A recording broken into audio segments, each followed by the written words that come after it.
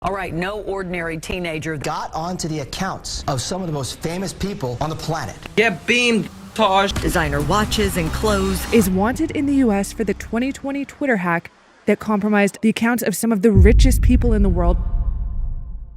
Imagine living a life where you can break into the social media accounts of the world's most famous celebrities, steal millions of dollars from cryptocurrency exchanges, be friends with the biggest influencers in the world, and fool the system to get away with it. Well, at least for a while. This is the story of Joseph James O'Connor, better known as PlugWalkJoe, one of the most notorious teen hackers of our time. His rise and fall is something you have to hear to believe. Today, we're diving deep into how this teenager became infamous for hacking celebrities and what ultimately led to his downfall.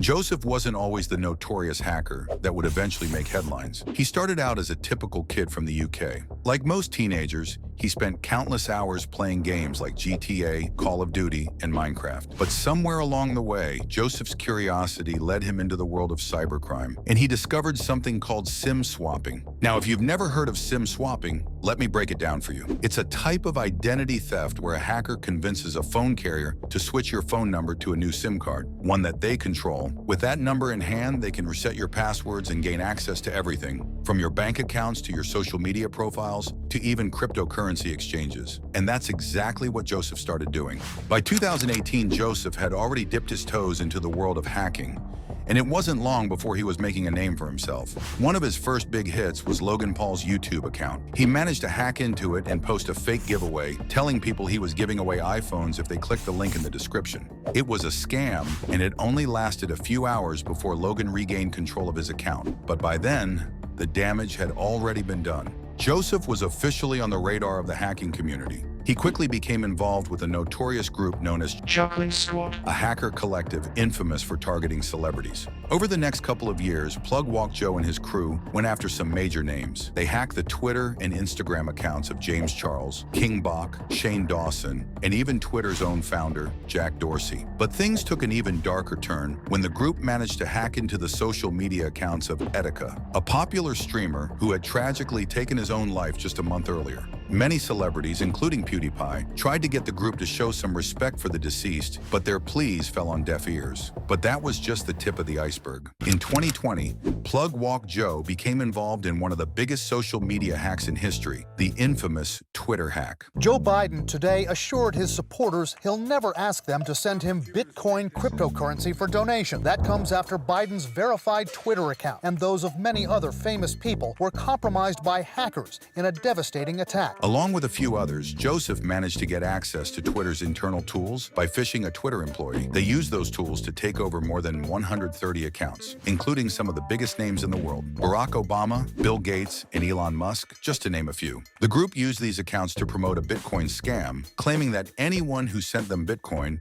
would have their money doubled. The scam netted them around $118,000, which honestly was a small amount considering the scale of the hack. But PlugWalkJoe wasn't really interested in the money. What he wanted were rare usernames, like the Twitter handle @6, which he bought for $10,000. Now, while the Twitter hack was big news, Joseph was involved in a lot more than just that. Going back to 2019, he and his associates managed to SIM swap an executive at a cryptocurrency exchange called Gemini. They used the executive's phone number to break into the company systems and stole nearly $800,000 worth of cryptocurrency. They tried laundering the money, but their plan fell apart when the funds were traced back to an account in Joseph's name. He also hacked the social media accounts of Bella Thorne and attempted to extort her using her nude photos. But Bella didn't back down. Instead, she took matters into her own hands and posted the photos herself, effectively saying, "Screw you" to her would-be blackmailer. Joseph's attacks didn't stop there. He also gained control of the TikTok accounts of Addison Rae and Dixie D'Amelio with the help of Chuckling Squad. They used these accounts to post bizarre content before eventually being kicked out. Get beamed,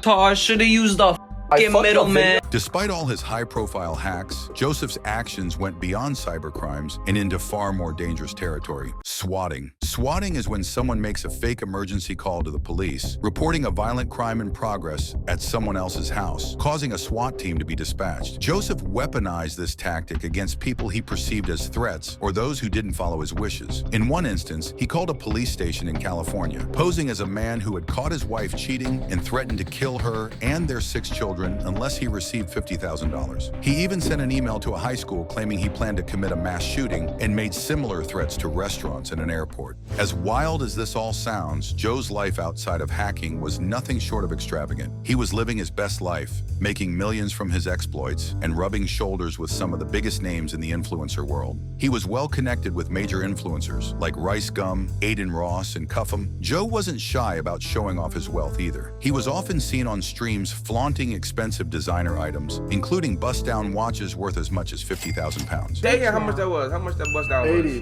What? Nah, it was 50, G, come on. Damn! Joe out here with the bust down, bro. His wealth and connections made him a notable figure in the gaming and social media circles, and he wasn't afraid to flex. Joe even ventured into other projects. One of his most ambitious was creating a GTA 5 roleplay server with ricegum called BTC World. The server quickly became a hub for online personalities and streamers. Hey, let's keep it going, Joe. Yo, how'd you get smoked, bro? Bro, someone shot me in the back. One of them is lying, bro. Joe's lifestyle was the perfect blend of digital crime, luxury, and fame. And for a while, it seemed like nothing could stop him. But Joseph's need for attention and reckless behavior ultimately became his undoing. Despite being involved in such high-profile crimes, he couldn't resist the urge to flaunt his actions and wealth. He often posted on social media accounts that he had hacked, dropping hints and leaving digital breadcrumbs that would lead authorities right back to him. He frequently used the same VPNs and servers for his hacks, making it easier for investigators to track his activities. His biggest mistake, though, was his sloppy operational security. While Joe may have thought he was invincible, his methods were riddled with errors. Investigators eventually connected the dots, tying his activities back to him. In the 2020 Twitter hack, Joe even openly admitted in an interview that he knew the accounts he bought were stolen, saying, "They can come arrest me, I would laugh at them, I haven't done anything." But as fate would have it, those words came back to haunt him. In 2021, Spanish authorities working with the FBI finally caught up with Joseph. He was arrested at his apartment in Estepona, Spain, where he had been living lavishly off the money he made from his cybercrimes. Despite his efforts to evade capture, his constant boasting, poor security practices, and digital footprint gave investigators all the evidence they needed to bring him down. Joe always bailed you out of jail in GTA. It's your turn now. Bro, stop, bro. Stop, bro. Listen, in GTA.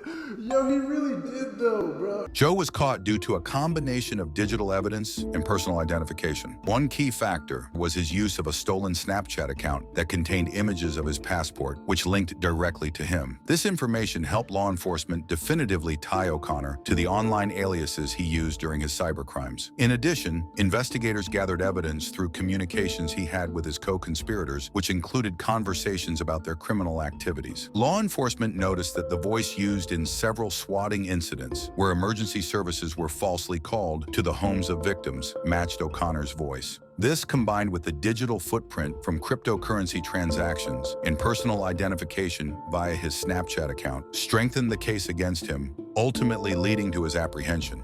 Joseph was extradited to the United States to face charges. The FBI had been building a case against him for years, tying him to numerous hacks and swatting incidents. He was charged with everything from identity theft to extortion to wire fraud and, of course, swatting. And for all these crimes, Joseph faced up to 77 years in prison. But here's the kicker. Joseph didn't end up getting anywhere near that sentence. In June of 2023, he was sentenced to just 5 years in federal prison. And because he had already spent 28 months in custody in Spain, he only has about 2 years left to serve. Given the fact that many inmates get released early, he could be out in as little as a year and a half.